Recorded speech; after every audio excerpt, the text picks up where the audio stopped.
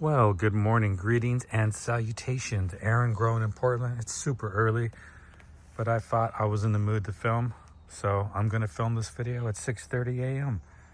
So this is what's going on in the garden bed area. This bed is being prepped for some fall crops. I'm probably going to plant some carrots and lettuce and onions in there. And this bed here, I have some melons that never took off because it's never gotten quite hot enough this summer, though this week we should get into the 90s, but it's going to be a little too late for that. We got some radishes in here, and in this bed we have some spinach. I do not know the variety of the spinach, but it looks quite nice, and maybe I'll finally eat it. And some nasturtium flowers and whatever that was, it's already bolted, so we'll throw that in the compost bin. And here is the corn, and we have some flowers and some melons in there, but excuse me, like I said, I do not think we are going to get any watermelon, any cantaloupes, or any sort of watermelon this year. It is way too late in the season. Just going to have to call it a day.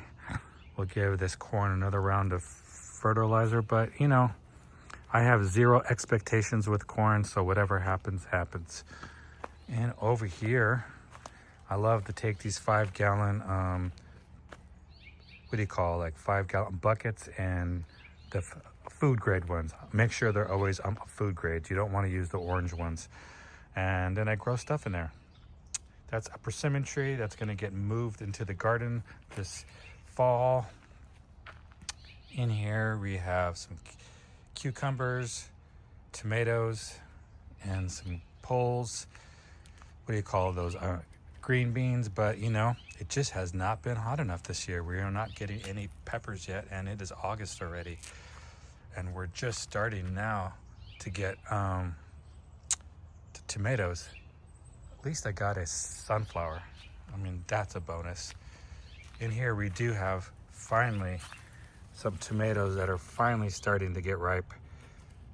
Those should be ready in a couple of days, and hopefully with this warmer weather this week, we'll finally start to see things brighten up and start to ripen. And here we have a pawpaw tree, which will get moved to the backyard. Another nasturtium. Those things just pop up everywhere. They're volunteers. They were planted a couple of years, and now I get them grown, popping up all over the garden, which is not a bad thing, because you know, I do love me some nasturtium flowers. Those are the potatoes. They're going to be ready for harvesting soon. They're starting to die back, and then these grow bags will be turned into blueberries, which is what I've been doing here. I'm setting up a blueberry factory because I want to grow pounds and pounds and pounds of blueberries, because I just love them, and they do well in these 20-pound grow bags, as you can see, as long as they're properly fertilized and with the right acidity. You lower the pH of the soil, they are very happy. And I think that's about it. Well, maybe I'll show you a couple of the cucumbers. I think we have some. Hard to say. This season's been so chaotic. Yeah, there's one. Finally. Yeah, there's a cucumber. Finally getting some action going on in here. It's going to be a very late season. I'm probably just going to get one burst of tomatoes, and that's about it. Late August, early September, and it's going to be a quick season. It'll be over quickly.